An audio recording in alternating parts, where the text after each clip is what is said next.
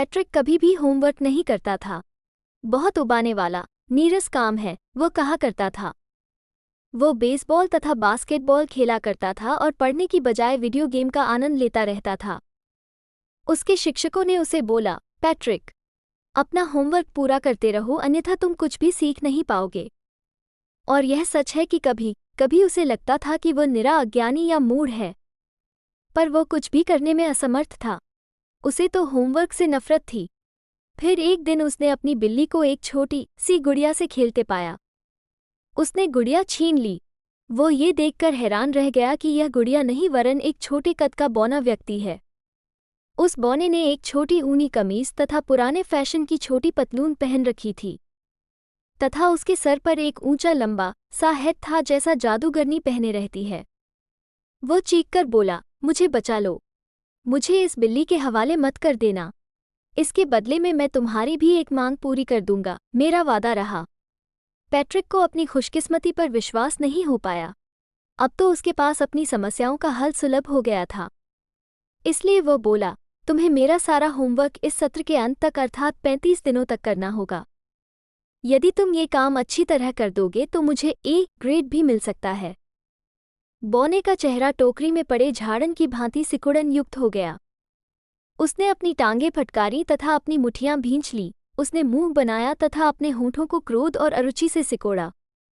ओह, मैं तो फंस गया, पर मैं तुम्हारी मांग पूरी करूंगा। और अपने वचन का पक्का रहकर उस बौने ने पैट्रिक का गृहकार्य करना शुरू कर दिया। उसके इस काम में एक कठिनाई सामने आई।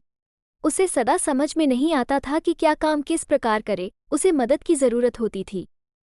मेरी मदद करो, मदद करो, वो कहता रहता था, और पैट्रिक को मदद करनी पड़ती थी हर प्रकार से। मुझे इस शब्द का अर्थ नहीं पता, बौना पैट्रिक का होमवर्क पढ़ते समय चीख पड़ता था। मुझे शब्दकोश लाकर दो। नहीं, इससे भी बेहतर यह होगा कि तुम ही इस शब्द को खोज निकालो एवं उसके एक एक वर्ण को जोर से बोलो। जब गणित का काम शुरू किया तो पैट्रिक की किस्मत ने धोखा दे दिया। ये पहाड़े क्या होते हैं? बौना चीखा। हम परिलोक के वासियों को इसकी कभी जरूरत नहीं पड़ती।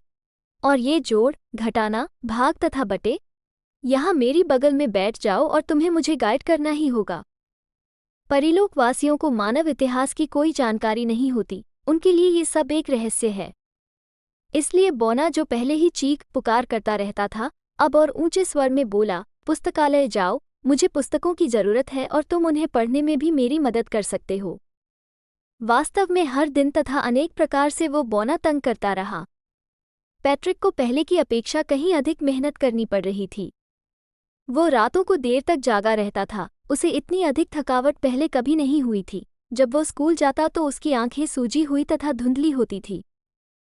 अंत में स्कूल का अंतिम दिन आ पहुंचा और बौना अब जाने के लिए आज़ाद था। जहां तक होमवर्क की बात थी, वो तो शेष नहीं रहा था, इसलिए वो चुपके से चोरी पिछले दरवाजे से निकल गया। पैट्रिक को सभी विषयों में ए ग्रेड मिल गया। उसके सहपाठी हैरान रह गए, उसके शिक्षक खुश हो गए तथा उन्होंने बालक की प्रशंसा की। और उसके माता पिता, वे तो विस्मित हो गए पैट्रिक में आए परिवर्तन को देखकर। पैट्रिक अब एक आदर्श बालक बन गया था। वो अपना कमरा स्वयं करता था, खुश रहता था, कभी अशिष्टता या अभद्रता नहीं दिखाता था, जैसे उसने एक पूर्ण रूपेण नई मनोवृत्ति अपना ली थी। देखिए, अंत में पैट्रिक अभी भी यह सोचता था कि उसने उस बौने से अपना सारा होमवर्क करवा लिया था। पर मैं एक राज की बात आपको बताऊंगा, ये हमारे हुए आपके बीच में ही रहे। बौने ने नहीं, पैट्रिक ने स्वयं सारा होमवर्क किया था।